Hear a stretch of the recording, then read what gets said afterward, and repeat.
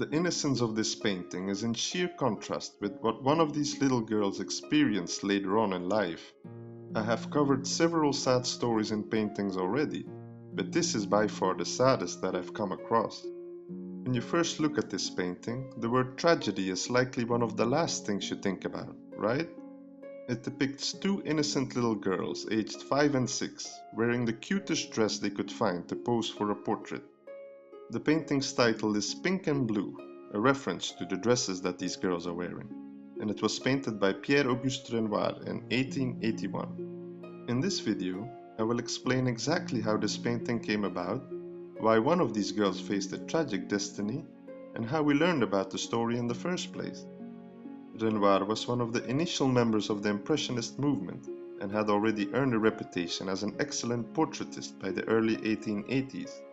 That's fascinating because there was a lot of opposition to his revolutionary painting technique, which wasn't appreciated by the academic community in the late 19th century. When Renoir met a Jewish banker named Louis Cahen d'Anvers in 1880, he was asked to paint portraits of the wealthy man's 3 young daughters. He met him because of another influential friend he had named Charles Efrusy, the owner of the Gazette des Beaux-Arts at the time. This man was also featured in his world-famous painting Luncheon of the Boating Party. He's the guy with the top hat who stands with his back towards the viewer. Together with his wife Louise de Morpurgo, who was from an equally wealthy family in Trieste, Italy, the banker had 5 children, 3 girls and 2 boys. He completed the first portrait titled Little Irene that same year, but it wasn't a great success. For some unknown reason, Louis Cahen d'Anvers really hated it. Irene was 8 years old at the time and the older sister of the girls who were featured in Pink and Blue. She is depicted from the side and has a rather sad look on her face. As I already mentioned, the exact reason remains a mystery, but perhaps this was why the incredibly rich banker decided to delay Renoir's payment of 1,500 francs. Not just that, he also decided to hang the painting in the servant quarters of the Parisian mansion instead of in one of the main rooms. The grumpy banker must have really hated the way Renoir painted his oldest daughter to make such a decision. He didn't hold on to it for very long as well, but more about that later on. Regardless, the French artist was asked to paint Irene's younger sisters Elizabeth and Alice as well, in 1881. This happened at Avenue Montaigne 66 in central Paris. The original idea was to paint separate portraits of both girls, but the girl's father changed his mind after what happened to his commission of little Irene. The painting highlights the painterly style that defines the work of Pierre-Auguste Renoir. He painted the girls' satin dresses with incredibly light brushstrokes. The French painter clearly learned from his mistake as well, as he depicted the girls staring directly at the viewer. Completing this painting wasn't an easy task, however. Getting one girl to pose for a portrait for hours on end is already complicated, but 2 makes it almost impossible. I am pretty sure that February of the year 1881, when multiple sitting sessions took place, wasn't the easiest month of Renoir's career. On top of that, it's believed that the frugal attitude of the rich banker instilled an anti-Semite sentiment into the French painter, which he held onto for the rest of his life. This notion makes the painting Pink and Blue even more tragic than it already is, as you'll soon discover. The youngest of the 2 girls wears pink and her name was Alice. It was she who recollected that both girls were incredibly bored posing for this painting. They obviously had to be bribed in order to do so, and that's the reason why they wore those incredibly cute satin dresses. Alice was born on February 24, 1876, and she had a long and happy life, despite experiencing 2 world wars as an adult. She married a British Major General named Charles Townshend, and although her husband died in 1924, she went on to live 4 decades more.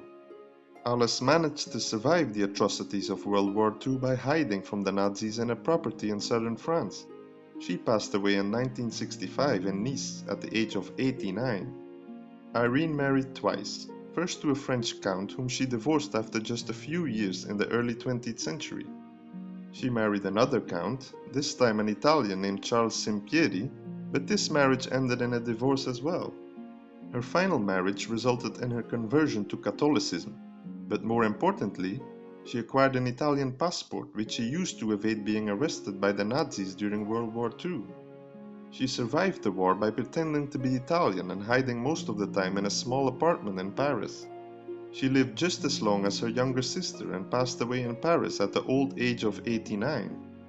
Elizabeth was born on December 27, 1874, and she is the girl wearing blue. Unfortunately, unlike that of her sisters, her life story reads like a tragedy. She was the most unfortunate of the three sisters, as she had a rough life and met a horrific end. She got married twice and both marriages ended in divorce. Just like her sister, she converted to Catholicism in 1895 when she was still a teenager. She died on the way to the concentration camp in one of the packed trains that transported thousands of people to their horrific deaths. So what happened to the two paintings of the three Cahen d'Anvers sisters? The portrait of Irene at the age of 8 didn't stay long in the collection of the family. It was acquired by French art dealer Paul Durand-Ruel shortly after it was completed. Remarkably, it became part of the first ever exhibition dedicated to paintings by Renoir in 1883, organized by the art dealer who owned it at the time. It was acquired by the Camondo family of her husband in 1910 and ended up in the magnificent Château de Chambord during World War II.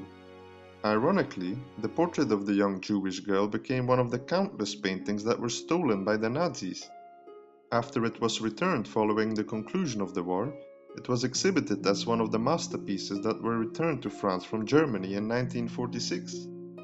It was later acquired by a Swiss industrialist named Emil Georg Bülle and currently resides in a museum founded from his collection in Zurich. If you want to admire Renoir's Pinkandblue, you'll have to travel quite a bit if you don't live in South America. It was acquired by the Museum of Art of Sao Paulo, Brazil in 1952 and has been one of the most popular paintings at this immense museum ever since. It was the founder of this museum, media magnate Assis Chateaubriand, or Chateau for his friends, who pushed for this acquisition because he was a great fan of Renoir's work. It was only during an exhibition in Switzerland in the year 1989 that the tragic fate of Elizabeth came to light. One of her nephews, Jean de Montbrisson, recognized the young girl during this event and wrote to the museum in Brazil to tell her story. This completely transformed the vibe of this painting. Since then, an additional layer of emotional depth has been added to it. Regardless of her tragic fate, Pinkandblue remains one of Renoir's greatest paintings as he managed to capture a joyful moment of two young sisters holding each other's hands in a way that only he could.